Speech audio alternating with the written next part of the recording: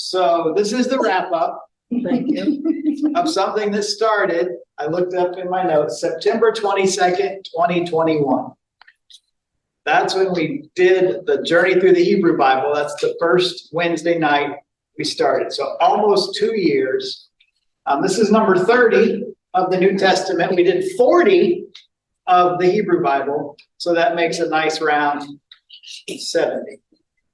So I figure that's a good number to end on. Yes? Yes. Yes. So here we go. So what I'm going to do today is kind of step back and big picture it. Some reminders and some final ideas. We started with the Hebrew Bible, which they call, from the Jewish perspective, the Tanakh. And it's divided into 3 portions, if you remember. The first 5 books are the Torah, and then the prophets, the Nevi'im, and the Ketuvim, the writings. And these are the way it's organized. Again, these are the same books as in the Old Testament, but they're also different. For instance, there's just 1 Samuel and 1 Kings and 1 of the Chronicles, because the reason there are 2 is they got to the end of the scroll and they need the second scroll, so we renumbered them first and second, but they're really 1 long story. So we count 39 books when we say the Old Testament. In the Hebrew Bible, I wrote it down because I always forget this, they count 24 books. What's the difference? Well, one of the big differences is one of their books we count as 12. The 12 minor prophets are just called the 12 in the Hebrew Bible. They're those short minor prophets. So it's a fascinating thing. Covering about almost 2,000 years of history. When you think about the main historical part, not like we're not factoring from Genesis, we're factoring the main historical part, which really kicks in at, the patriarchs on into Exodus and so forth. Probably a couple, 3,000 years of history, but written over maybe 1,000 to 1,500 years. David and Solomon is right around 1000 BC, so Moses would have predated them in the writing. 39/24 books, but a total number of, drumroll please, 28 authors. How can you have 24 books and 28 authors? Well, one way is Psalms was written by a bunch of different people. Right? It's a compilation of different poems and sorts of things. So we had a lot of fun in that.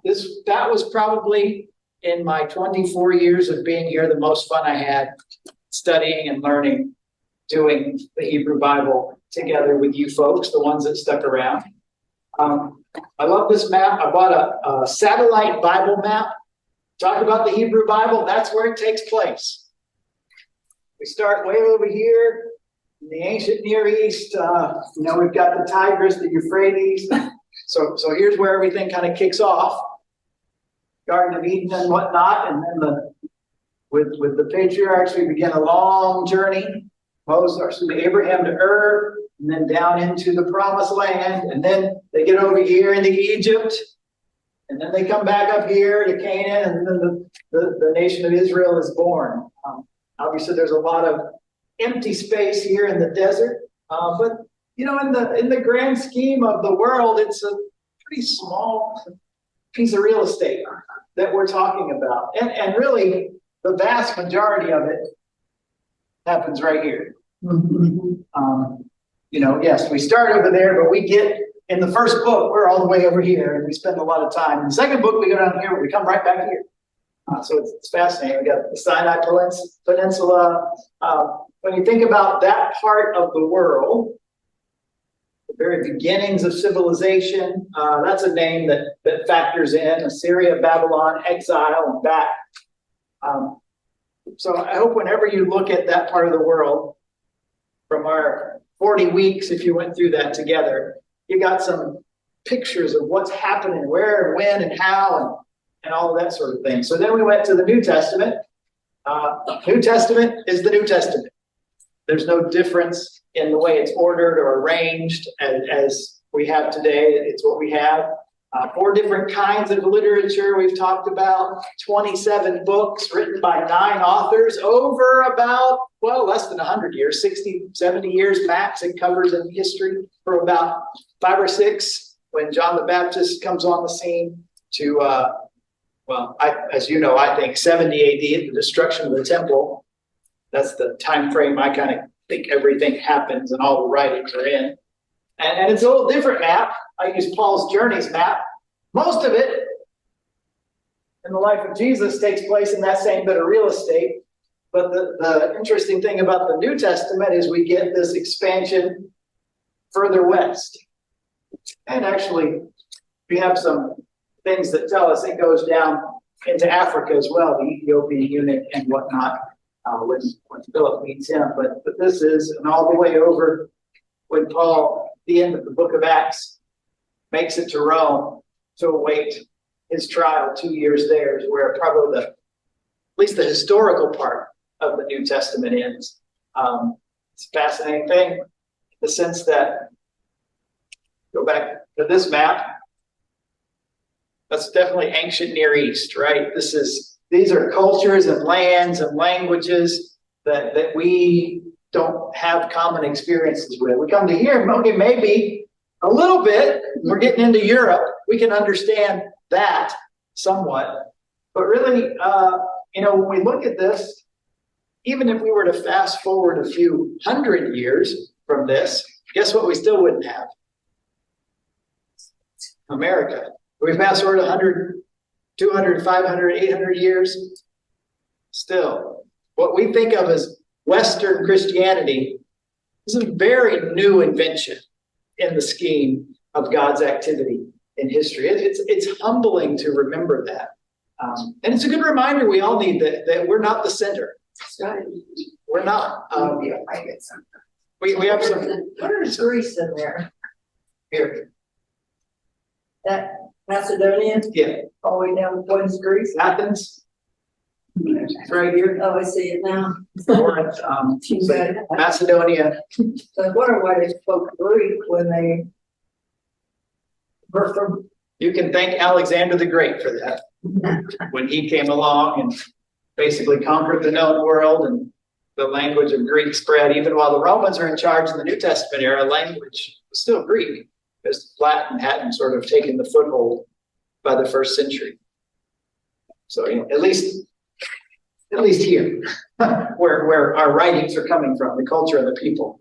So it's an interesting thing to put that in perspective. And I hope, like I said, whenever you look at some of these places, and Don and Carl were just talking about they're going to Greece, and they have an opportunity to see some things, some places. We had some friends that went from our church, Rick and Misty McKinley just went on a Mediterranean cruise, and they said the coolest place they went was Corinth. They loved seeing Corinth and how it related to the ancient biblical sites that are there. Obviously not much left, but still you get a sense of the history. We're newcomers into this whole thing. So this is where we've been. This is what we spent a lot of time doing.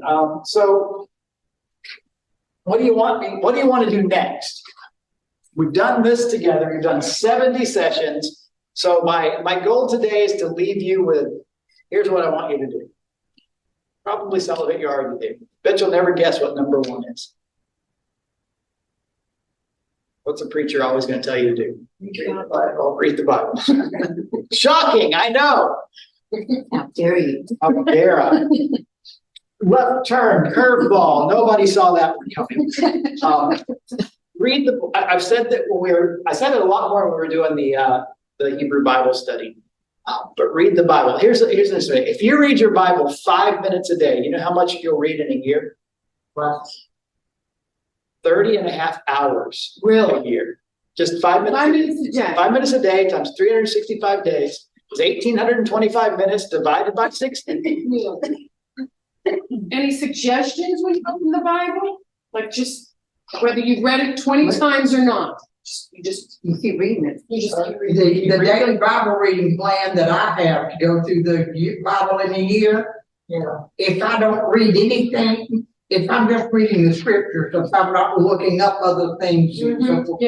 But it takes about 20 minutes a day, every day, and you've read through the Bible. Yeah, okay. That's good. You can get your plan on your phone, take up plans. And that plan is, now, when you get into it, after you read it a time, you go back and look at this, and you go back and look at this. find this to follow up on that, but just to read the Bible through about 20 minutes a day. And If you read as fast as I do, now if you Right. read slower, you might be slower, but. obviously, we all gotta read at different paces. Right, But I'll read quickly.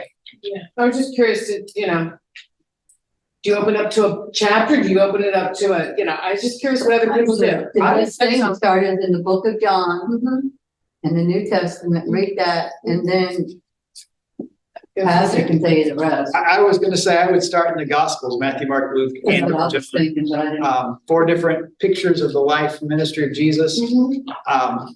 And I like that reading, kind of the story, the history, as opposed to I'm gonna read in Matthew today, I'm gonna read in Psalms tomorrow. Sure. I think that helps just to kind of get a good flow for it. Yeah. If you go online, they have all kind of outlines on how to read. Yeah, Yeah, the YouVersion Bible app, if you have that, a lot of people do. There's all sorts of reading plans, devotional plans you can do. I still like paper. Mhm. I read some on my Kindle my iPad. I don't like my phone. I'm getting too old to read the phone, but anyway. I like paper, and so I actually bought a book that's organized by day. So day one, it's through the Bible in a year. And it's day one, and you just read what it puts, and then when you're done, it's it's more than 5 minutes a day. Sure. But there are Bibles like that as well, if you prefer old school paper Yes, I do. and things. Your eyes. Plus you can mark them up. I make my New Year's resolution every year is to read a chapter of the Bible every day. Some days, if I know I'm gonna miss it, I'll read 2 or 3 chapters so I can make it up. But I do it every day, and I start from the beginning and read back through. I still don't know much about reading and understanding it. That's what it should say. But the first step to understanding is reading. yeah. Right. That's where you come along, because you helped me understand parts of it that I didn't, I just went through it one time. Well, what I hope with this last 70 weeks of our lives together has also been that skeleton. That when you open, oh, I'm reading this book. Oh, wait, didn't we talk about? I remember this or that little bit. Oh, that was part of what I wanted to do. Obviously, you can't cover thoroughly in an academic way all of the background, but hopefully just kind of some stuff to hang what you're reading on. Most Bibles have maps in the back, so you can, if we're reading the story, we can pull up a map. Some of them, certainly online, you can see a lot of them. But reading is the first step. Here's what I would encourage as far as where to start. It's a good question. I would just encourage you to find a readable translation. Something that when you read, you can read it. You're not, You understand it in today's language. because if I was raised on a generation where the King James was the main one. It was in the 70s. That things began to show, or New King James came along. If you're not familiar with the Bible, you pick up the King James, you're reading 1600s English, and it's going to be tough. Yes. If you remember when we started this New Testament class, I talked about different translation theories. So some Bibles the translation theory is literal equivalence, which means they're trying to give you a word for word translation as best they can. Now, that's good and helpful, but sometimes it's wooden. Word order in Greek is not the same as in English. And so in trying to be word for word, at times it can be rougher to read. Not bad, just it's not as easy to read. So if you're reading a readable translation, dynamic equivalence is the other, where it's thought for thought or idea for idea. So not to rehash old lessons, but there are places where I was trying to think of an example, but I can't off the top of my head.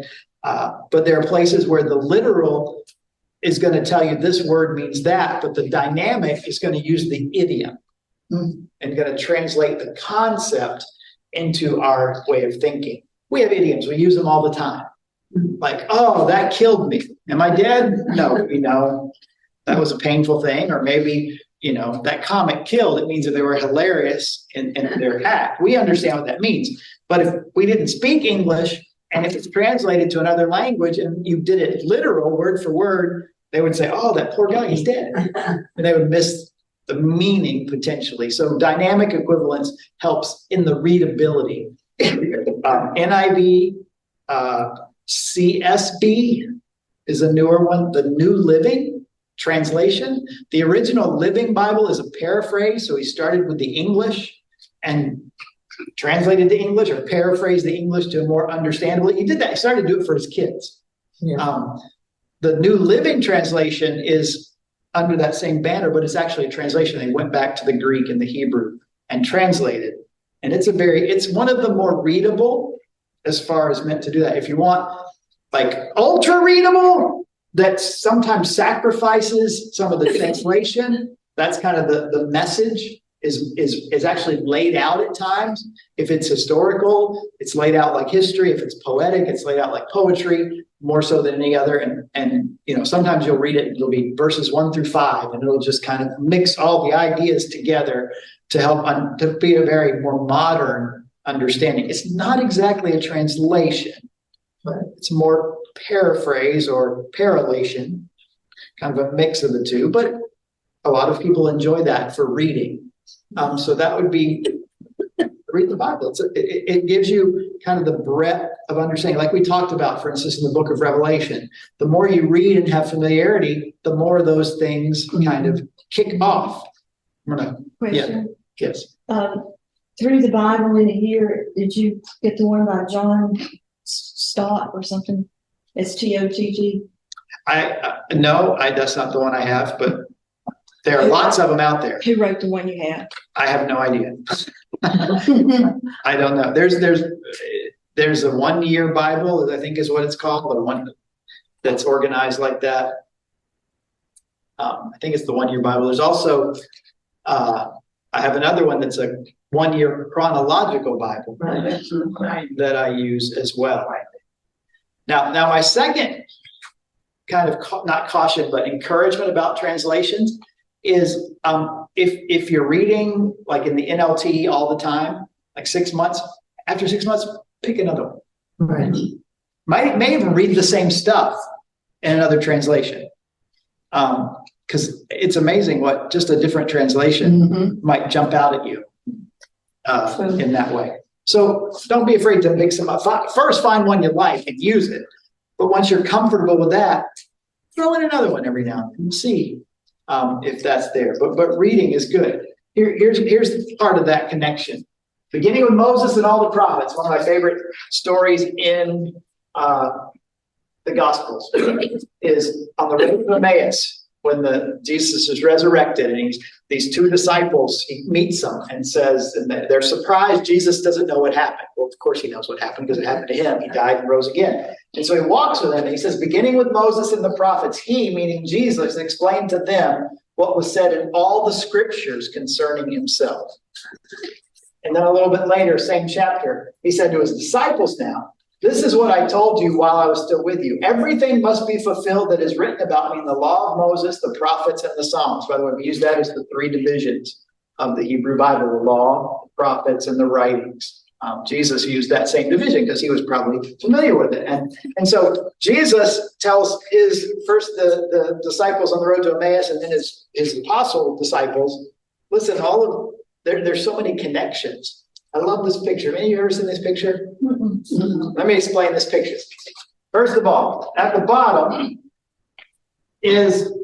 are 66 sections that represent the 66 books of the Bible. So Genesis to Revelation. Now, I know you can't see it from where you are. Can you see the difference in colors? Yeah. Yes. Okay. So the white, Genesis. The next white is Matthew. So percentage of the scriptures, look at that. Old Testament, New Testament. Pretty remarkable when you see it like that. Yeah. And then so Genesis and then the color change, Exodus, then the color change, Leviticus, Numbers, Deuteronomy. So every book is kind of delineated. And you see all those little pokey things pointing down. This is actually a bar graph that represents every chapter. So in Genesis, there's 50 of these pointing down. The longer they are, the longer that chapter is. So this one, I bet you'll never guess what this one is for. Psalm, which chapter in Psalm? 170. Psalm 119, Yeah. the longest chapter in the Bible, Yeah. right there. So if you look at it up close, that's what you see. It's a bar graph going down, representing Genesis 1 through 50, Exodus, and so on in each one. Now, what is all this? These are lines that when it finds, like for instance, in Genesis 1, and you really have to zoom in to see, there are several lines that leave Genesis 1 and connect to another chapter to show the interconnectedness, where there's a reference, where there's a quotation from a chapter to another chapter. So you can see, like, look at this yellow. Where does it go? And this orange. Beginning, we talked about that last week, the beginning and the end. There's a lot of connections, Genesis 1 and 2, Revelation 21 and 22. And then the darker ones, you can't really, there's some that are just a few tiny little things. So all of this, this graph was done, research people put it in a computer and ask it to generate this graph, excuse me. I got to tell you, there are 63,779 of these arcs between chapters of the Bible. Over 63, almost 64,000 times they found connections between chapters of the Bible. Why do you read the Bible? To help those connections begin to show up as you're reading. And under 63,700 plus references, allusions, similar wording, quotations in the Bible. Really remarkable.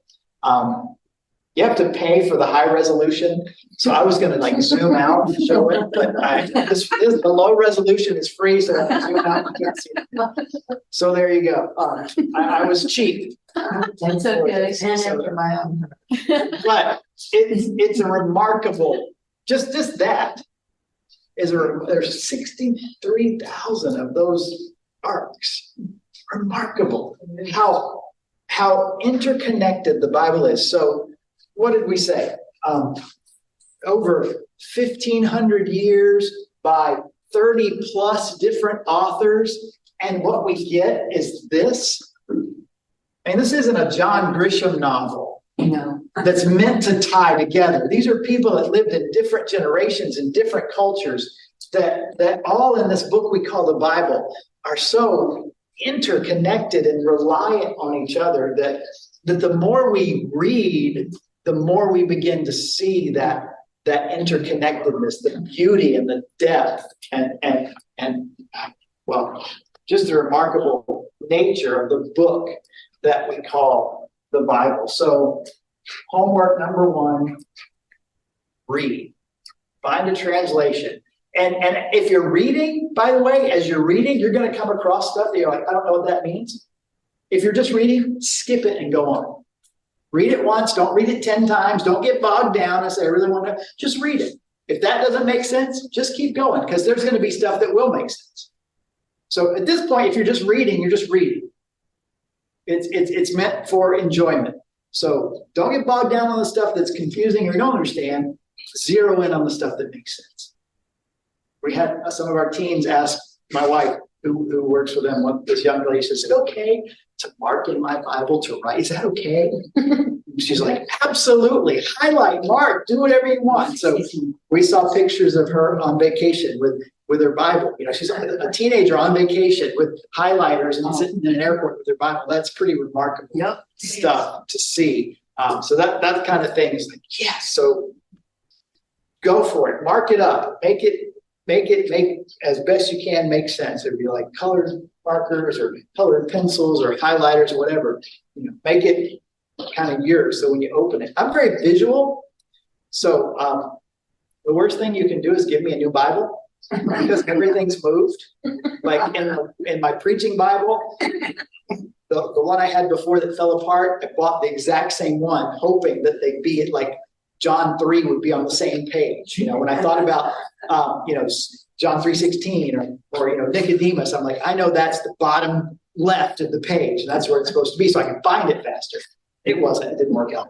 Same publisher. They moved everything around just to make it visual. If you're visual, make it work. Do that. After you read the Bible, for kind of breadth, we want to study the Bible next. They're different, by the way. Yes. Reading is reading. Reading is devotional, is just kind of, I don't want to say recreational. That doesn't seem like the right word, but that's the idea. Reading. Studying is, I want to learn something. There's some things in here I want to take with me. So how do you study the Bible? Great question. Everybody's going to do it differently. But what I thought might be helpful is to give you some tools that you could access if you don't know these already, that might help you. Because when I think about studying the Bible, yes, you want to read it. Some of you have a study Bible. Those are good tools. They have notes. They have an introduction to the book that tells you about the author and when it was and the historical background. Great. And then at the bottom, as you come along, there may be notes there. I'll say this every time I talk about study Bibles. Remember, there's a line. Everything above the line is inspired. Everything below the line, not inspired, but can be helpful. So don't confuse the two. Just because the author of your study Bible wrote it doesn't make it equal in authority with the text. Because, like we said with Revelation, you could have a study Bible that looks at it a certain way, and you could read something else that doesn't mean this guy's right and this guy's wrong. It just means they have a different view of a particular thing. They're helpful, but remember, it's the text above the line. It's good. So a study Bible, if you don't have one, if you do have one, that's a good place to start. How about, we're online now a lot. There are a lot of online resources that used to be analog. For instance, one of the traditional resources is Strong's Concordance, or Strong's Exhaustive Concordance of the Bible. If you're not familiar with a concordance, what a concordance does is you look up a word. It's based off the King James Version. So let's pick, what's a word in the King James Version? How about smite? That's a good word. So you look up smite in the Strong's Concordance, and it'll list everywhere that word smite shows up in the Bible. And the second thing it does is it gives you a number that ties that English word to either the Greek or Hebrew word that it's translated from. So for instance, I don't know if this is the case because I didn't look it up. If you looked up smite, there may be 3 different words that are translated smite. So it'll say, word 1, it's in these places. This Hebrew word for smite is in these places. So you can see some of the things behind that. Now, if you have the book, you're thumbing through and you find smite, the print's really small. And then if you want to find the Hebrew and Greek words, there's a number you turn to the back to see where those are. If you want to do it online, you point and click, and it does all the work for you. You type in smite, and it goes, boom, boom, and the numbers are there, and you click on the number, and it pops up over here. So these kind of digital tools like that are available out there. You can Google Strong's Exhaustive Concordance and link to one. I'm going to give you a few websites that some of these will have that in it. I think particularly the Blue Letter Bible, blueletterbible.org, actually has Strong's in its database. Any of these websites, if you use them, it's going to take some getting used to. If you've never used it before, some of them look like they were made in the 50s before there were computers. And you're like, this design is really old and really awkward if you're used to graphics and tents and more modern looking. So like Blue Letter Bible doesn't look super graphic-y, and it can be hard to figure out, but it's got a lot of information there. It'll show you the interlinear Greek and Hebrew, or Greek and English, or Hebrew and English. You can see the Greek word transliterated into English, and the Hebrew word transliterated as long as the Hebrew, and you can click on it. It'll take you the Hebrew root or the Greek root of that word. So it's got a lot of that information, in addition to a few translations and that sort of thing. So blueletterbible.org is one that you can do a lot of things on. I've mentioned before Bible Gateway.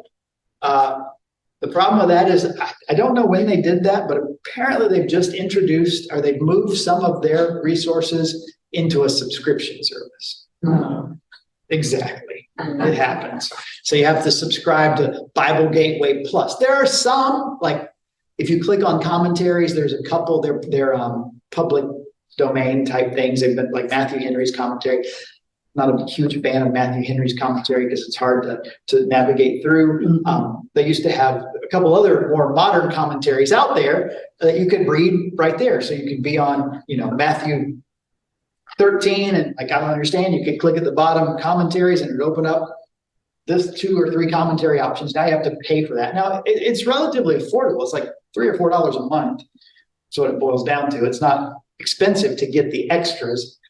But it is one that I think, as far as graphical interface and ease of use, just for reading and for putting, you can put a passage in like Matthew 13, and then it's got a little parallel click, and you can like have it open in 3 or 4 different translations side by side on your screen.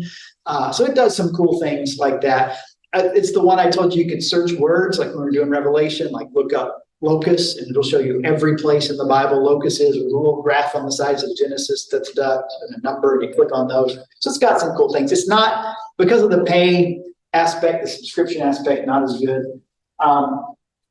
Let's see, did I say BibleStudyTools.com is another one that has some pretty good things. If you want a little more advanced, and that's not the right word. I'm not meaning to say, you have to be more advanced to get it, but a little advanced as in reading level and understanding comprehension. It's not, it's more that sort of resource. Bible.org has a lot of those. It has a little, you can study by chapter, book, verse, and you can type it in. I've mentioned before the Bible Project. In addition to overview videos of each book of the Bible, sometimes a couple of videos to break down a book of the Bible that they represent in a big graphic, a cartoonish, that while you watch the video, the artist is drawing it on the screen and explaining it. They have other videos that talk about, different types of literature and that sort of thing. So Bible Project is all video driven. There are some podcasts, there are some articles, but if you want that video type thing, they have a lot of that, particularly as I'm about to read Ecclesiastes. What do I need to know? 7-minute overview of Ecclesiastes, give you an outline, a general idea. Good thing. So there are some free tools if you want to pay. Probably the best Bible software is Logos Bible software. It's expensive. They're very proud of their product. Very proud of their product. I think the cheapest is between $50 and $75, and it gives you some very basic resources on, if you want like a thorough library of resources, you're going to spend hundreds of dollars, but you can get a basic resource and a free resource a month starting at 40 or 50. I own one of the pastor's sets of that, and I use that a lot because it's a what do you call it? It's a program. So all the stuff is on my computer. So if the internet's down, I can still do it. I don't need the internet, and it's all interconnected. So if I'm reading a commentary, I can click on like a word, double click on a word, and it'll open a new window that takes me down all sorts of paths. So if you want even kind of a more academic, with a broader possible depth of resources, something like that is there. But, just be aware, $3 a month if you want Bible Gateway is probably better than $50. And they'll continually ask you to upgrade as you go along, like everybody does. But there are lots of resources, many of them free, that in addition to reading, you can study. Another great resource is Other Believers. In groups like this where we get together and talk about them. Now, I do most of the talking on Wednesdays. For what it's worth, while we're here, we don't have a lot of dialogue, but most of our studies that we do, small groups that we do in our church, are usually interactive. They're more give and take, questions and answers, discussion. And you get to pick the brain of lots of people who have lots of different backgrounds and experiences and understanding of things. and you get that sort of thing. So that's a great thing that's not online. It's like an old school analog face-to-face. Imagine that. That still works in community. So read the Bible, yes, but take time to study. Memorize the Bible. How's that? Jeez. And my encouragement to you is don't memorize verses, memorize sections.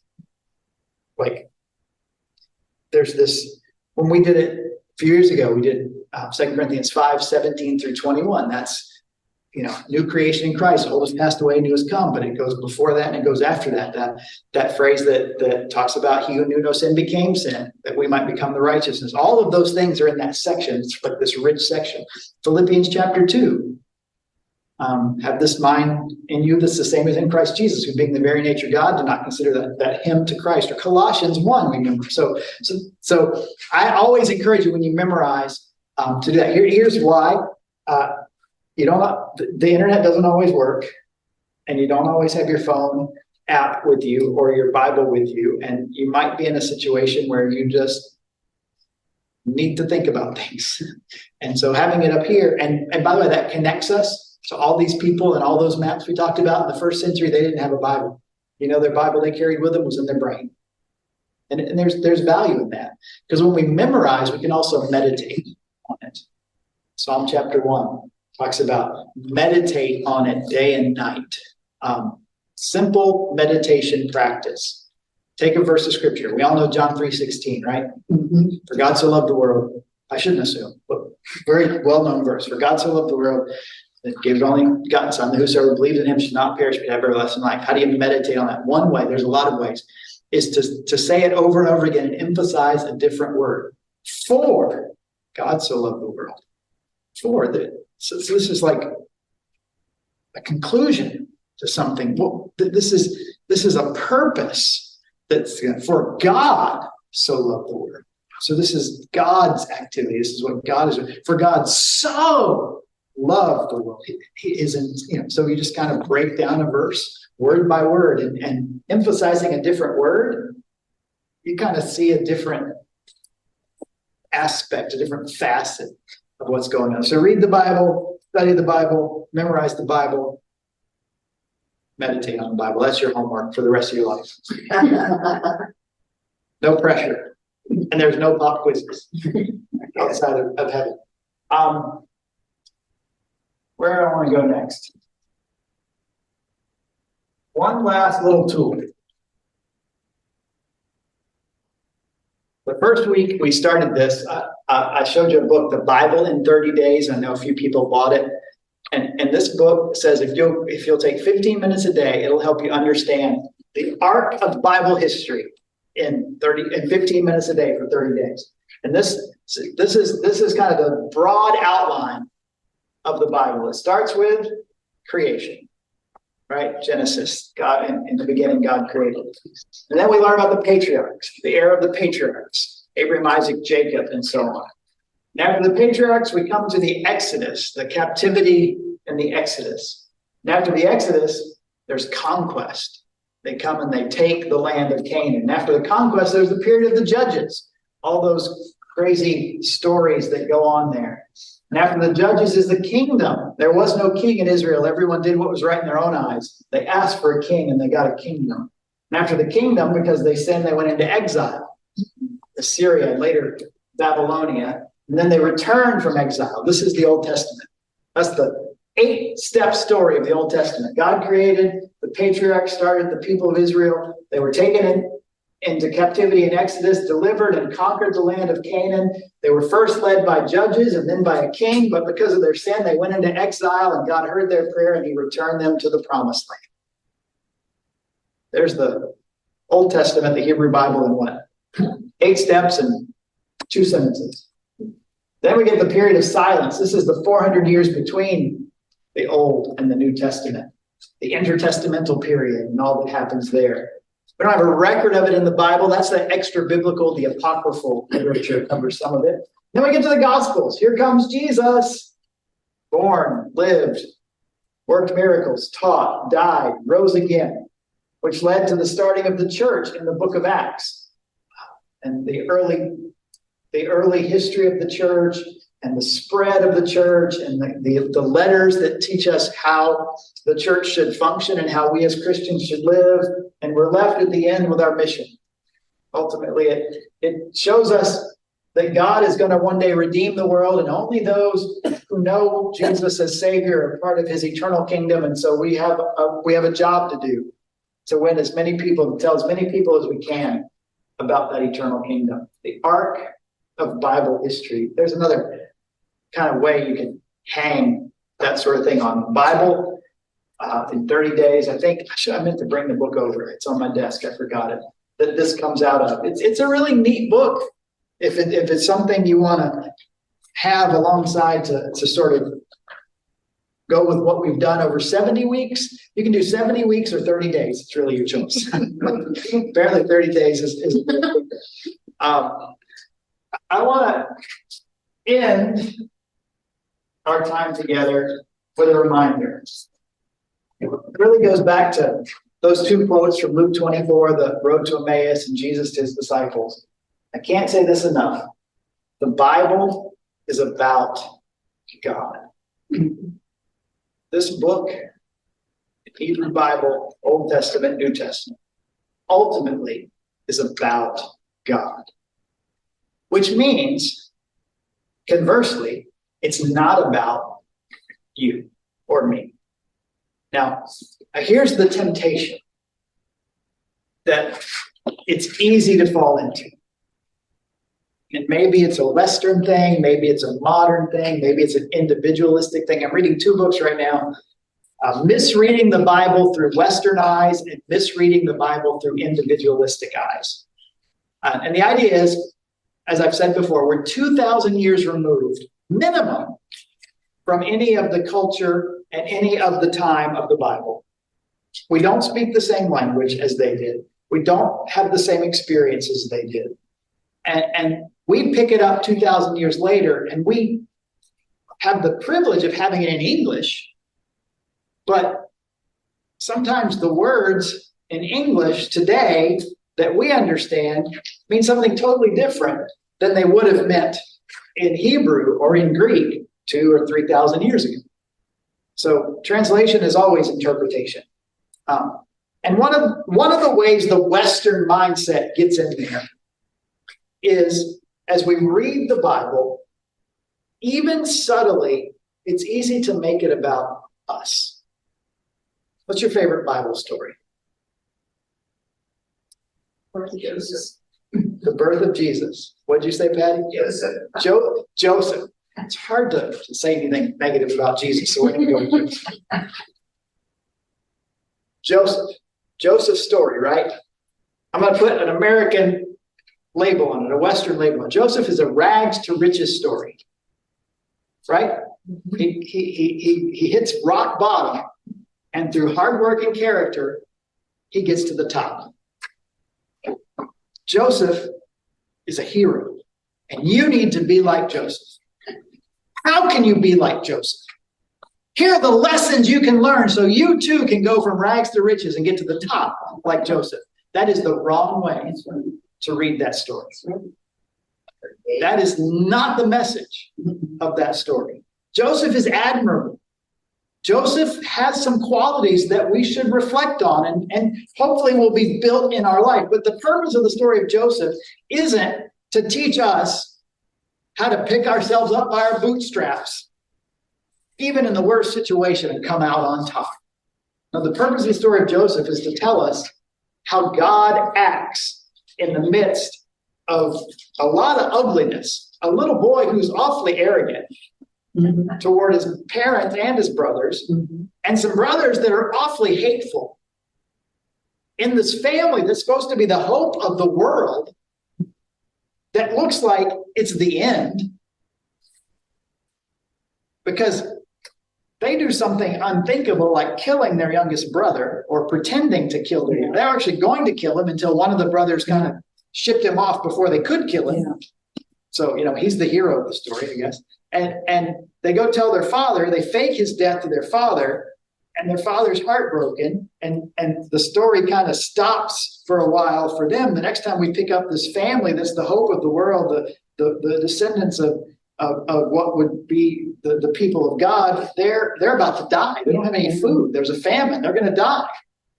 Maybe because they treated their brother so badly, and there's some issues in this family. But what happens? This brother that they mistreated, who was an arrogant little brat,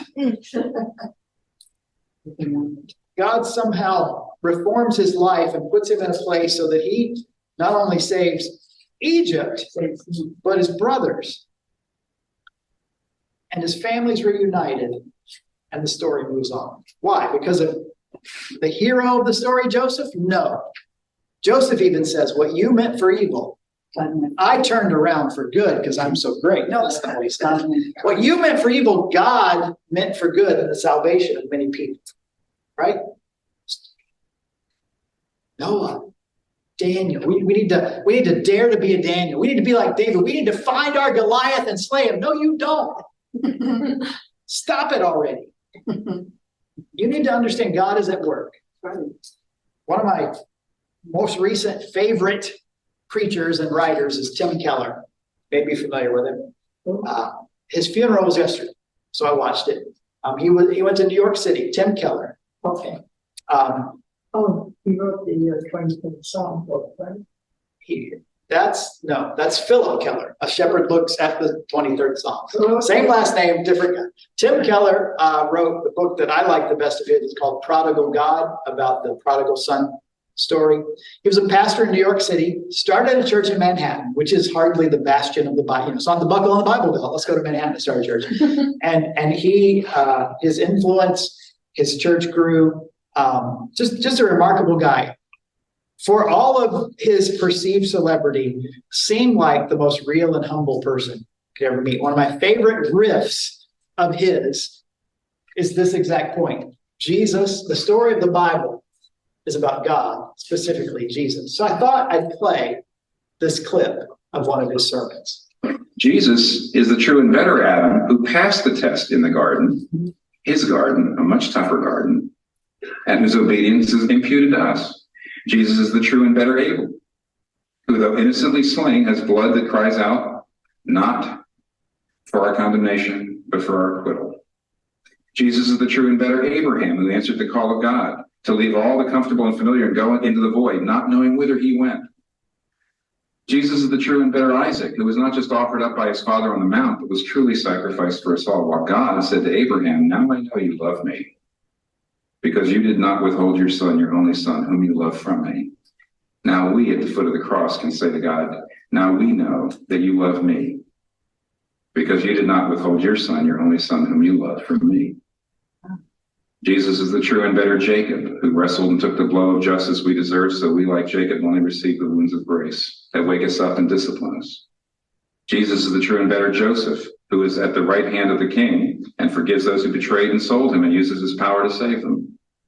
Jesus is the true and better Moses, who stands in the gap between the people and the Lord, and who mediates a new covenant. Jesus is the true and better rock of Moses, who struck with the rod of God's justice now gives us water in the desert. Jesus is the true and better Job. He's a truly innocent sufferer who then intercedes for and saves his stupid friends. Is that a type? See, that's not typology, that's an instinct. Jesus is the true and better David, whose victory becomes his people's victory, though they never lifted a stone to accomplish it themselves. Jesus is the true and better Esther, who didn't just risk losing an earthly palace, but lost the ultimate heavenly one, who didn't just risk his life, but gave his life. Who didn't just say, if I perish, I perish, says, when I perish, I'll perish for them, to save my people. Jesus is the true and better Jonah, who was cast out into the storm so he could be brought in. He's the real Passover lamb. He's the true temple, the true prophet, the true priest, the true king, the true sacrifice, the true lamb, the true light, the true bread. The Bible's not about you. That's good. Yeah, It's very good. And that's Tim Keller. That's what he looks like, in case you're wondering. Okay. Just one of my favorite things that I've heard from him as a reminder, the Bible is not about you. Because here's where it is. You know what I never hear? People read the story of David and Goliath. They never identify with Goliath. Right? I mean, have you ever heard that? No. Everybody wants to be David. Nobody wants to be Goliath. But when we read the story of Daniel in the lion's den, nobody identifies with the king who throws him in there, or the friends who rat him out to the king who throws him in there. No, we all want to be Daniel. We want to dare to be a Daniel, right? We always identify with the hero. And for all the talk in church world about human sinfulness, why do we never see ourselves as the bad guy? It's a good question, right? We can even reach back into Revelation, say, why, when we talk about Revelation, do most of the writers want to put America at the center of the story and never say America is Babylon?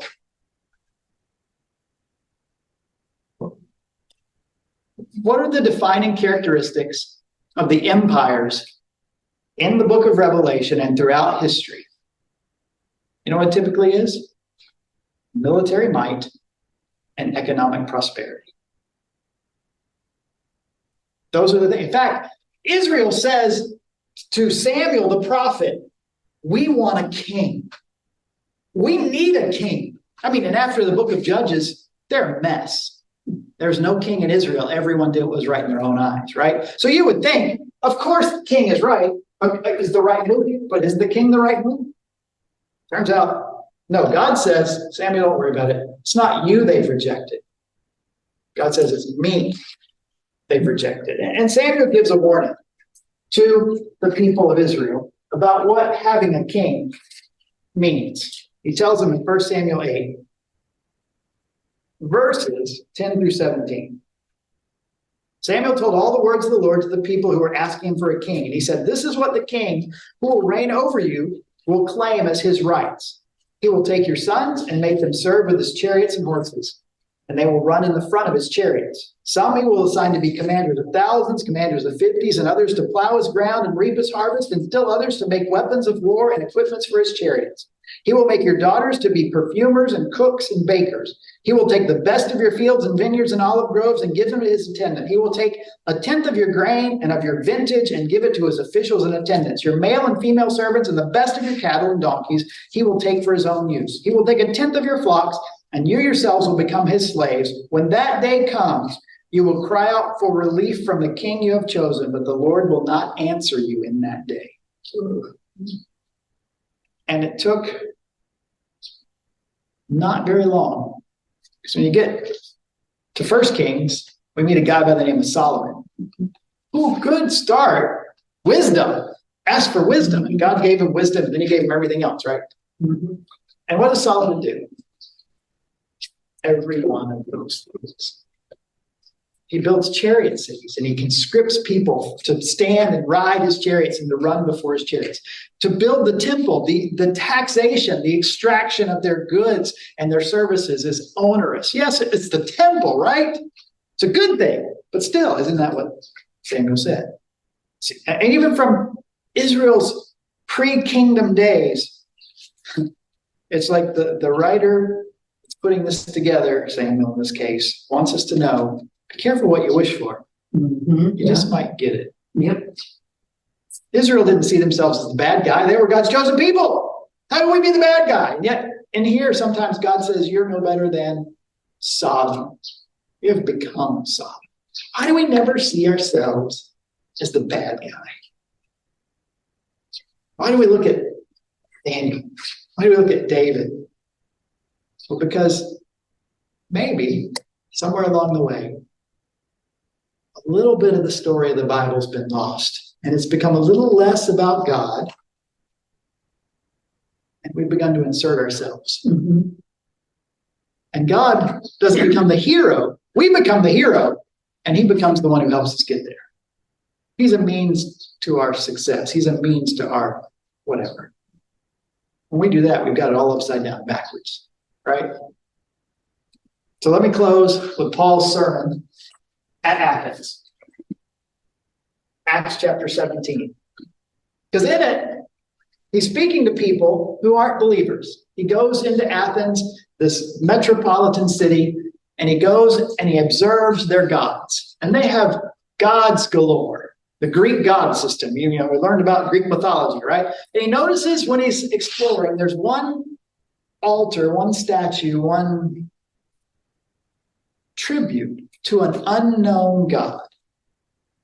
And so he stands up before the people of Athens and he says, what you don't know, let me tell you about.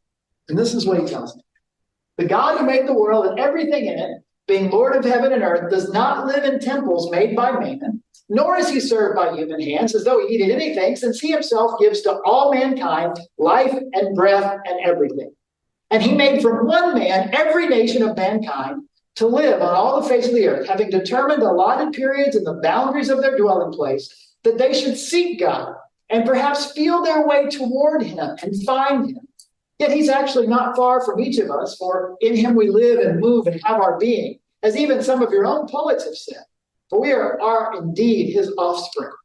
But then, being then God's offspring, we ought not to think that the divine being is like gold or silver or stone, an image formed by the art and imagination of man. The times of ignorance God overlooked, but now he commands all people everywhere to repent, because he has fixed a day on which he will judge the world in righteousness by a man whom he has appointed.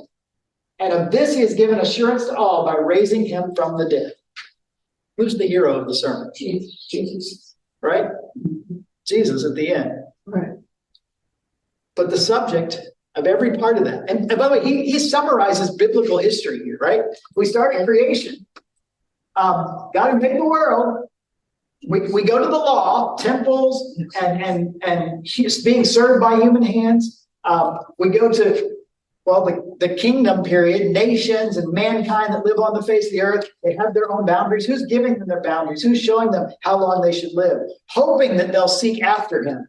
Even the own poets of the Greeks, he quotes here. And then we talk about God's offspring, that he's not an idol, but he's real. And he wants us to repent because he's shown us who he is by the gift of his son, the one whom he's appointed and who he raised from the dead, the hero of the story, the subject of the story, the active force in the story. It's not us. It's God every step of the way.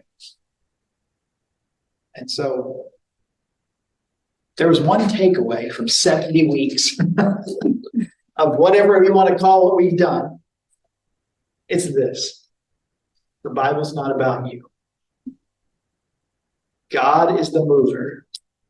God is the calmest. God is the actor. Jesus is the hero. And at best, we're just bit players serving his purposes for his glory.